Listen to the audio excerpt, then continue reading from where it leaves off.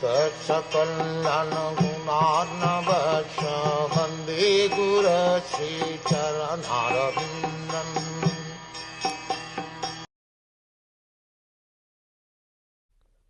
Thus the great sage Vyasa, who is very kind to the ignorant masses, edited the Vedas so they might be assimilated by less intellectual men. The Veda is one, and the reasons for its divisions in many parts are explained herewith.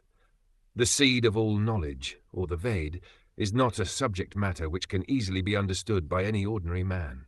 There is a stricture that no one should try to learn the Vedas who is not a qualified Brahmin.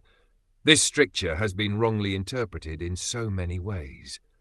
A class of men who claim Brahminical qualification simply by their birthright in the family of a Brahmin claim that the study of the Vedas is a monopoly of the Brahmin caste only. Another section of the people take this as an injustice to members of other castes who do not happen to take birth in a Brahman family. But both of them are misguided. The Vedas are subjects which had to be explained even to Brahmaji by the Supreme Lord.